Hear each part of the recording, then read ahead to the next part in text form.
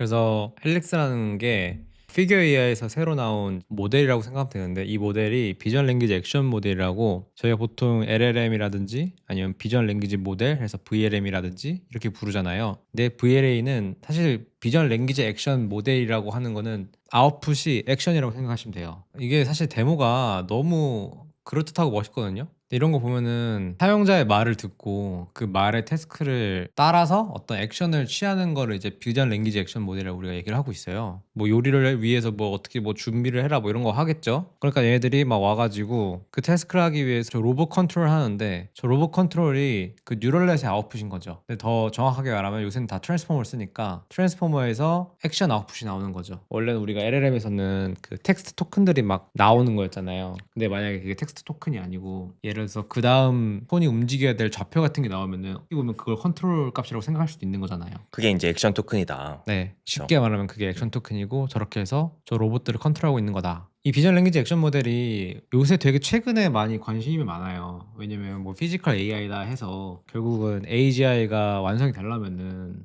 얘가 몸이 있어야 될 거 아니에요. 몸이 있어서 자기가 행동을 하면서 뭔가 배워 나가는 그런 게 있어야 될 텐데 사실 지금 LLM은 그냥 GPU에서 혼자 망상하면서 떠드는 애 아니야?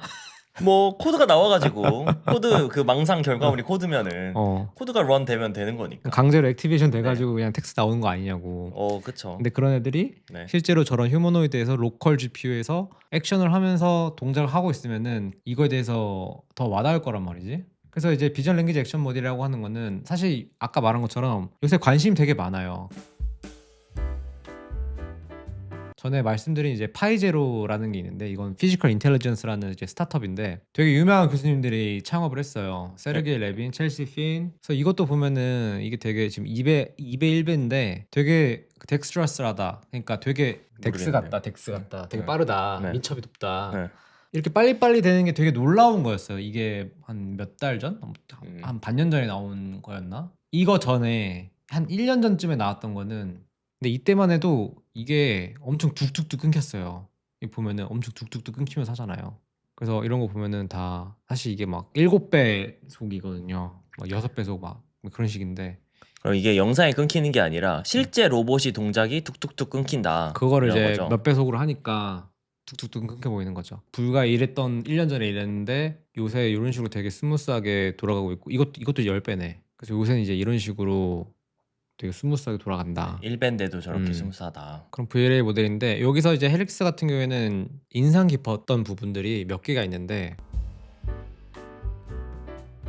일단은 전신 상체를 제어를 하고 있더라고요. 그러니까 아까 제가 보여준 거는 사실 그냥 꽃게발 같은 애들이 이렇게 가가지고 물건 집기 정도만 했는데 이 헬릭스 같은 경우에는 그게 꽃게처럼 되는 게 아니고 이 손가락 5개가 다 있거든요. 그리고 손목을 움직이고 이 머리를 막 움직이고 몸통을 움직이면서 뭔가 되게 사람처럼 그 사람의 상체를 되게 정밀하게 지금 구동시키고 있는 게 일단 처음으로 되게 신기해요. 되게 많은 거를 컨트롤하고 있어요. 네. 그 전에 있던 비전 랭귀지 액션 모델들은 사실은 그냥 이 집게 위치만 한단 말이에요. 네.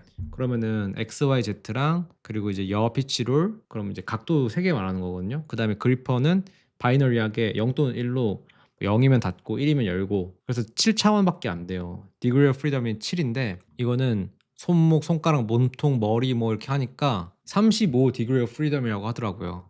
좀 상당히 큰 것 같고 여기서 말하는 거는 기존의 문제가 뭐였냐면은 되게 로우 디멘저널한 컨트롤 셋업만 했다. 그냥 이렇게 되는 애들 이렇게 집게로만 여는 애들보다는 자기네들은 되게 하이 디멘저널한 휴머노이드 컨트롤을 하고 있다라는 거를 이제 장점으로 얘기를 하고 있어요. 그럼 저도 이걸 되게 인정하는 반대. 그리고 임프레시브한 거는 이게 신경망이 원래 고전 역학적으로 이제 푸는 로봇 폴리시들이 있는데 그런 거가 아니고 그냥 뉴럴넷으로만 이제 구동을 하고 있다는 거예요. 그거를. 근데 뉴럴넷을 원래 잘 안 쓰는 이유가 뭐냐면은 이게 레이턴시가 높고 막 느려가지고 안 되는 걸로 알고 있었거든요. 고전에 이제 원래 로봇 컨트롤 하는 것들은 빨리빨리 돌아가서 애자일하게 돌아가서 이제 뭐 observation 막 바뀔 때마다 돌아가니까 그래서 이제 보스턴 다이나믹스에서 나오는 그런 아틀라스 로봇들은 그 뉴럴넷이 아니에요. 제가 알기로는 실시간으로 그 막 문제들을 막 최적화 풀면서 하는 거거든요. 근데 이건 뉴럴넷만 쓴다. 그 최적화 푼다는 게 제어 문제 푼다는 거 말씀하시는 제어 거죠? 문제를 푸는 거예요. 네네. 그쪽은 그런 로보틱스 지식은 내가 잘 없어가지고 뭐 잘 모르지만 그리고 저전력 GPU에서 어쨌든 돌아가게 지금 한 것 같아요. 사실 아쉬운 거는 어떤 GPU에서 뭐 이게 구동하고 이런 얘기는 없었는데 뭐 아마도 엔비디아 그래서 뭐 올인이나 이런 거지 않을까요? 오린 같은 거에서 아마 네. 돌리고 있을 거고 실제로 피규어 AI가 엔비디아 파트너였던 것 같아요. 이렇게 엔비디아 있잖아요.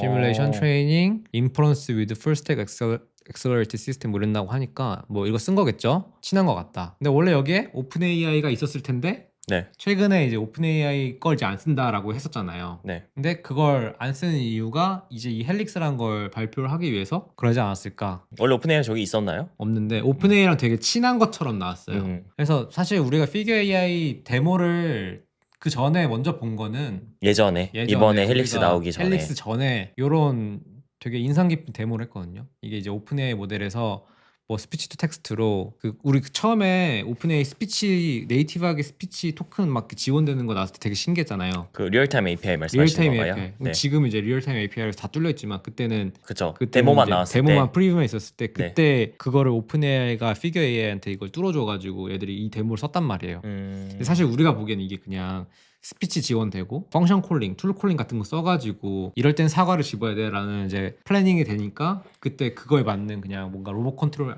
했을 거라고 생각해서 했는데 그래서 이걸로 우리가 많이 알려져 있죠. 이때 막 되게 막 의미심장한 막 음악 막 나오면서 오픈 AI랑 뭐 같이 해가지고 얘 와가지고 Powered by OpenAI가 있었는데 없어졌네요. 예, 이때는 있었죠. Powered by. 얘가 이분이 나와가지고 무슨 태스크였는지 까먹었는데 뭐 여기서 뭐 먹을 걸 들어가지고 뭐 나한테 건네줘 뭐 이렇게 했을 거예요. 그러면은 이제 뭐 컵을 준다거나 이런 게 아니고 이 사과를 들어가지고 줘야겠다. 이런 데모를 해가지고 되게 이제 바이럴을 많이 탔었고 네. 사실 이런 거 봤을 때 저는 얘네가 마음에 안 들었어요. 왜냐면 저런 되게 영상만 띡 주고 뭔가 그럴듯한 데모만 보여주니까 어떻게 돌아가는지의 내부적인 거는 그냥 요런 피규어 몇 개 던져주고 끝난 거니까 이게 전부였거든요. 테크니컬 페이퍼가 없었고 없었죠. 심지어 모델도 오픈AI 걸 썼다. 조금 이게 그냥 남의 거 갖다 써서 로봇에다가 붙인 게 끝이 아니냐. 라고 생각했죠. 네. 이 사람들의 강점이 사실 이 로봇을 실제로 자기네가 구동하고 제작한다는 거였어요. 그래서 네. 이번에 오픈AI랑 결별하고 거의 바로 나온 게 이 헬릭스라는 건데 이 헬릭스라는 게 아까 말한 비전 랭귀지 액션 모델을 자기네가 직접 만들어가지고 했다. 네, 그러니까 로봇만 쓴 게 아니라 모델 자리도 자기네 걸로 바꿔 끼웠다. 자기네들이 직접 만들어서 네. 이렇게 보면 되겠네요. 네.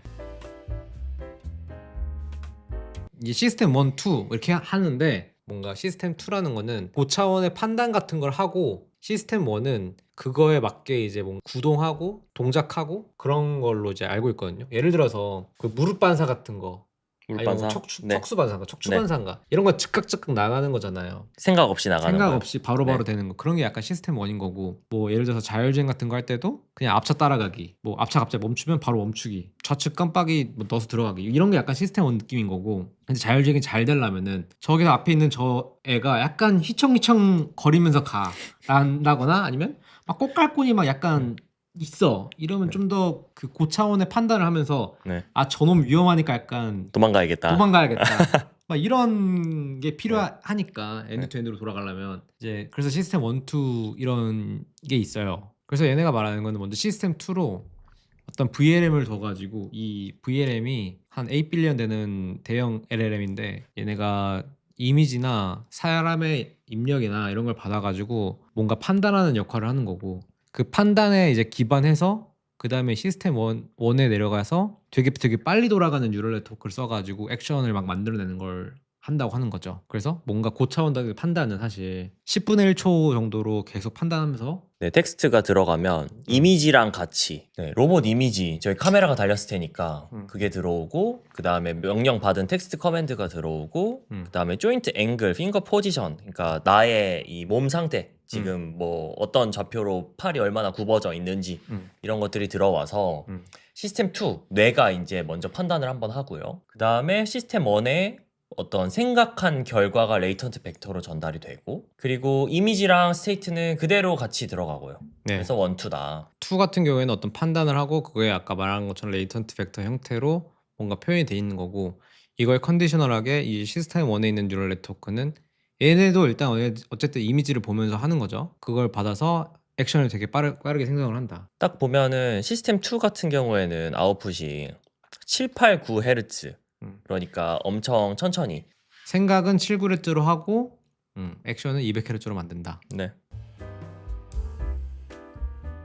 다양하게 막 많은 내용을 얘기해주지 않는데 500시간 정도의 데이터를 모은 것 같아요. 이건 아마 텔레오퍼레이션을 하고 나서 그 다음에 이제 아까 말한 시스템 1, 2에 있는 그 시스템 2에 있는 VLM 있잖아요. 걔네들 같은 경우에는 학습할 때 그러니까 VLM을 사용해서 오토 라벨링을 한 것 같아요. 오토 라벨링을 통해서 인스트럭션 같은 거를 생성을 한 것 같아요. VLM이 온보딩된 그 인베디드된 로봇 카메라에서 비디오 클립 처리하면서 이 비디오에서 보이는 액션을 얻기 위해서 로봇에게 어떤 지시를 했을 것 같습니까? 라는 프롬프트를 생성하도록 한 것 같아요.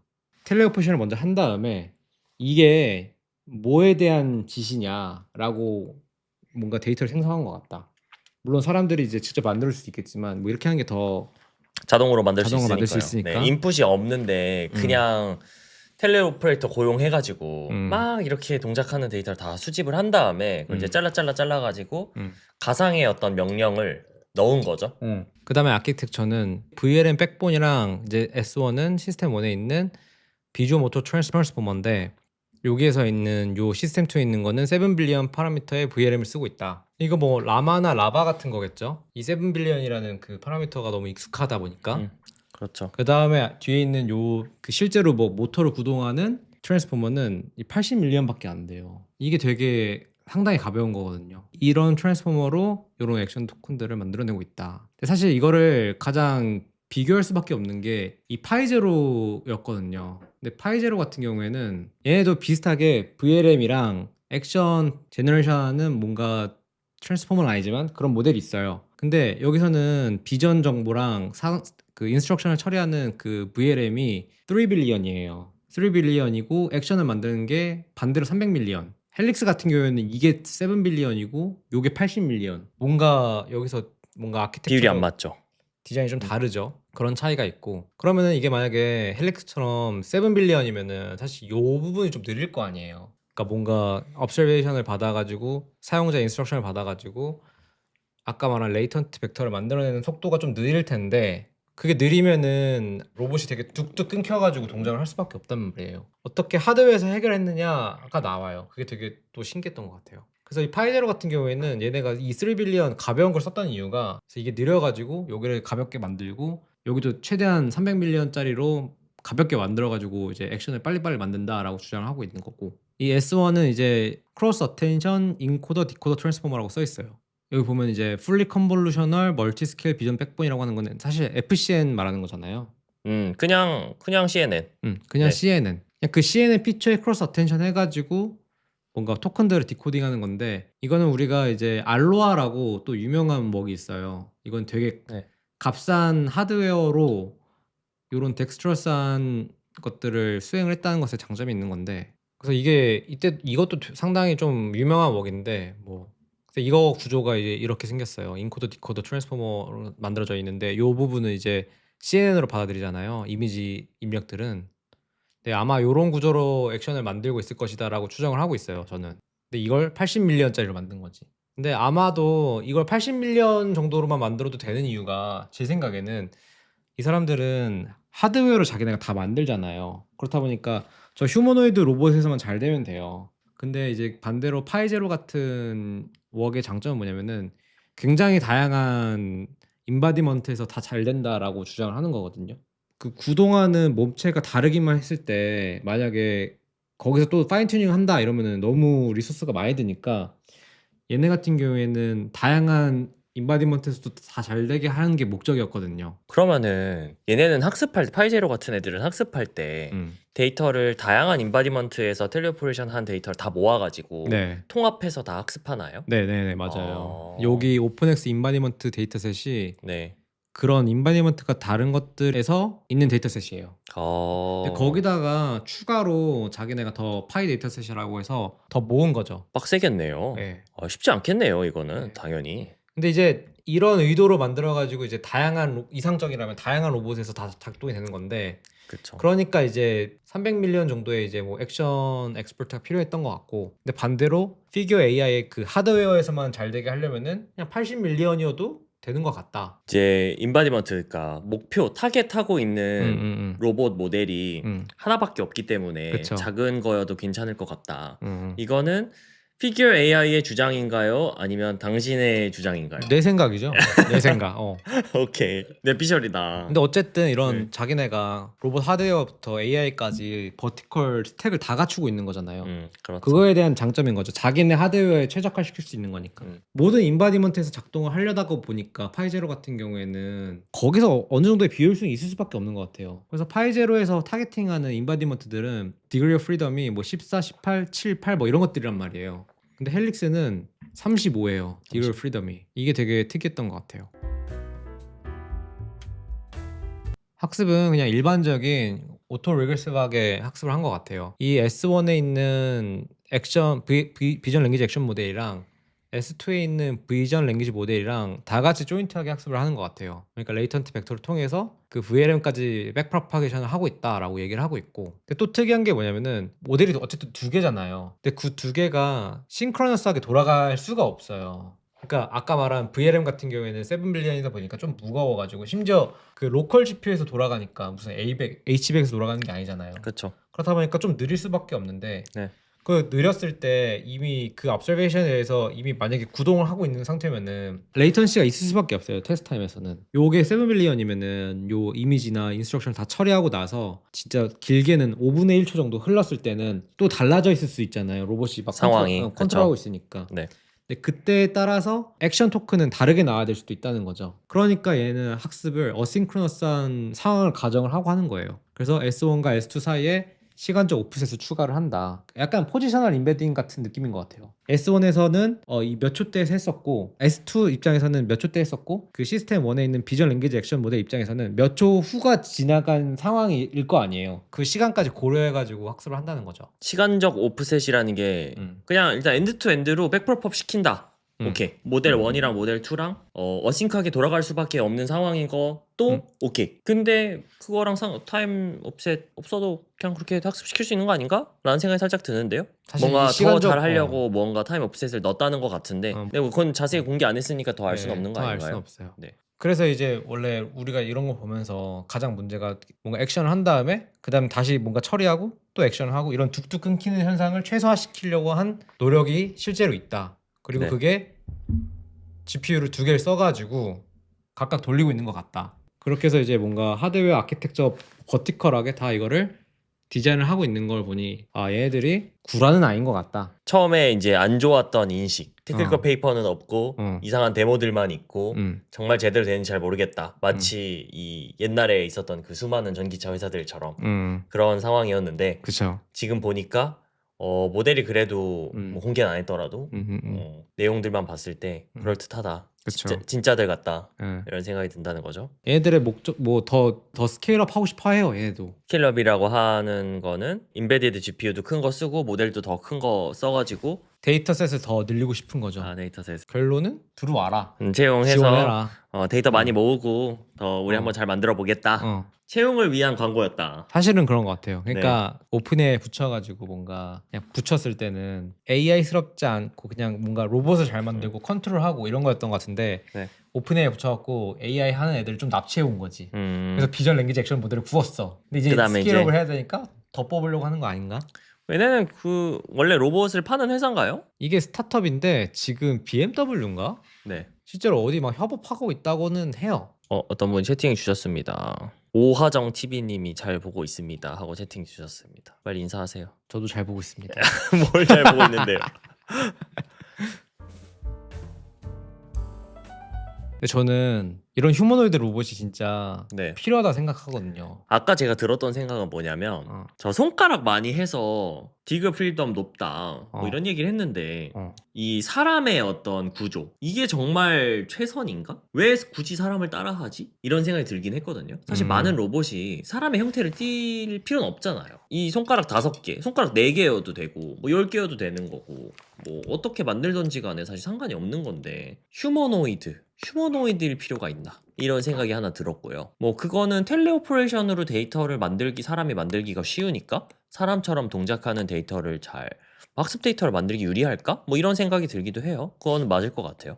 그거는 뭐 일론 머스크도 많이 말한 것 같은데, 이 사람을 대체하려면은 결국 사람이란 폼팩터로 아 비슷해야 되니까 만들어야 된다 보니까 네. 그래서 휴머노이드 로봇을 하는 것 같아요. 그러니까 결국은 테 테슬라의 자율주행 차도 결국 이 휴머노이드가 거길 타가지고 드라이브하면 되는 거잖아. 그런 식의 미래를 얘기를 하는데 그래서 휴머노이드를 하는 것 같고. 아뭐 시장성 때문일 수도 있겠네요. 네, 근데 결국은 이런 휴머노이드 로봇이 뭔가 우리를 사람처럼 도와줘야 되긴 하잖아요. 예를 들어서 바퀴 달릴 수도 있는데 바퀴 그렇죠. 달리고 돌아다니면 더 좋잖아. 근데 이제 단점은 뭐 계단을 못 올라가게 된다거나 뭐 턱을 못 넘는다거나 뭐 이러니까 결국은 가장 사람에 닮은 로봇 폼팩터를 범용성, 만들려고 네. 하는 것 같다. 이미 우리의 어떤 건물 구조물들이나 이런 게 다 사람에 맞춰져 있으니까 네. 사람같이 생긴 거를 하면 범용성이 더 뛰어날 수 있을 것 같다. 음. 오, 뭐 그럴듯한데요? 근데 이게 네. 요새는 벌써 막 휴머노이드 시대가 벌써 왔다 뭐 이러고 있긴 한데 네. 근데 아직 우리가 막 확실하지 않는 거는 저게 다 전기 모터로 다 구동이 되고 있는 거잖아요. 그렇겠죠? 그래서 사실 저 데모들을 보면은 다 막 뭔가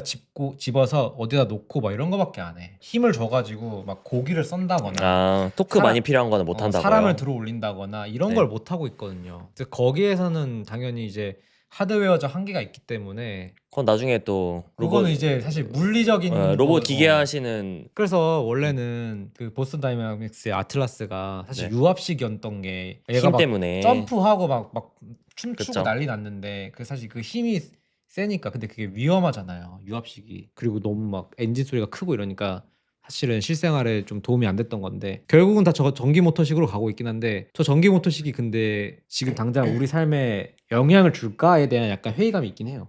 어쨌든 투자를 잘 받으려면은 일단 사람처럼 생겨먹은 게 사람 말을 알아들으면서 뭔가를 하고 있는 게 신기하니까.